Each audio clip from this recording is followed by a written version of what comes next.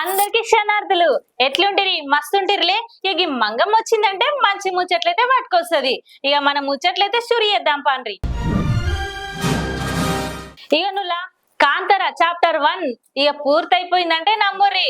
నిజంగా ఈ సినిమా మొత్తం అడవిలల్లా తీసిరంట. గదే రిషబ్ శెట్టి తీసిండు కదా దర్శకత్వంలో. ఆయన దర్శకత్వంలో తీసిన సినిమా మస్తు హడలని చెప్పొచ్చు. గైన కష్టం నిన్న ఇయ్యాలది కాదుల్లా, 3 ఏండ్ల 250 రోజులంట. వామ్మో, గన్ని దినాలు అడవులల్లంటే మాటలా మస్తు కష్టపడ్డట్లే. ఇక ఈ సినిమా ఆయన కష్టానికి ఫలితంగా అక్టోబర్ 2వ తారీఖు రిలీజ్ అవుతుందంట. ఇక చూసి ఆదరించుర్రి. ఇక నుల్లా రష్మిక మందన్న ఎరికే కదా, గామైతే ఇప్పుడు నటిగా మస్తుగా దూసుకెళ్తుంది, మస్తు సినిమాలు చేస్తుంది. ఇక బిజినెస్ లో కూడా అడుగు పెడదామని రూటు మార్చిందంట.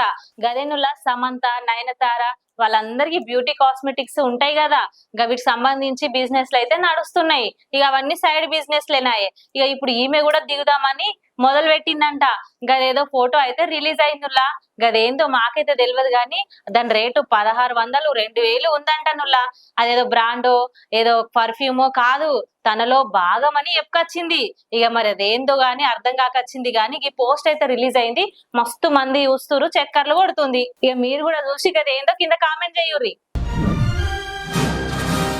మనల్ని ఎవడ్రా ఆపేది, మనల్ని ఎవడ్రా ఆపేది. వామ్మో, ఈ డైలాగ్ నేను కాదుల్లా, పవన్ స్టార్ పవన్ కళ్యాణ్ అన్నాడు. ఇది ప్రీ రిలీజ్ ఈవెంట్ లా మాట్లాడుకొచ్చిండు. ఇక ఈ మాట ఎందుకు అన్నాడని అందరైతే అలచాలి. ఎందుకంటే గతంలో భీమ్ల నాయక్ సినిమా చేసినప్పుడు అప్పుడు ఏపీలో టికెట్ల రేట్లు తగ్గినాయని మస్తుగా ఇబ్బందులు పడ్డారు కదా. ఇక అప్పుడు అన్ని సినిమాలు 100లో ఆడితే నా సినిమాలు అయితే 10-15 టికెట్లు అమ్ముడు అయినాయి అని మాట్లాడుకొచ్చిండు. ఇక అప్పుడు అన్నాడంట మనల్ని ఎవడ్రా ఆపేది అని. ఇప్పుడు ఈ ప్రభుత్వంలో నిజంగా ముందుకెళ్తుందంటే నమ్మురి.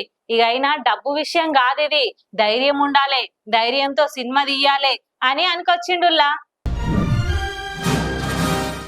ఇగనుల్లా సినిమా ఇండస్ట్రీ గురించి నట్టి కుమార్ సార్ నిర్మాత ఉన్నాడు కదా, గైనైతే ఒక పెద్ద మాట అయితే అనకొచ్చిండుల్లా. అది ఎంతవరకు నిజమో అబద్ధమో తెలియదు కానీ సోషల్ మీడియాలో అయితే ఈయన ముచ్చటైతే మస్తుగా రాస్తుర్రు. గదేనుల్లా సినిమా ఇండస్ట్రీలో నటించే నటీ నటులందరికీ కూడా ఏదో ఒక ప్రాబ్లం అయితే వస్తది. ఇక గట్లా ప్రాబ్లం వచ్చిన మొన్న ఫిష్ వెంకట్ సార్ ఉన్నాడు కదా, గైనే మస్తు పెద్ద పెద్ద హీరోలతోని నటించిండులా. పాపం 2 కిడ్నీలు ఖరాబై జీవిడ్చిండు. ఇక గైనకు సాయం చేయనికి ఎవ్వరు ముందుకు రాలే, సూర్నికి కూడా ఎవరు రాలేరని అనుకొచ్చిండు.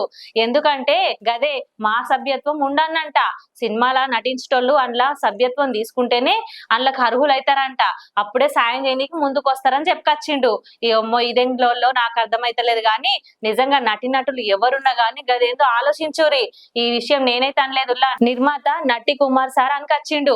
ఎందుకంటే ఎంత పెద్ద హీరోలతో నటించినా గానీ అయినా ఇట్లాంటి పరిస్థితి వచ్చినప్పుడు ఇబ్బంది అవుతుంది కదా, రేపు నా పరిస్థితి కూడా గిట్నే అవుతుందేమో అని అనుకొచ్చిండులా.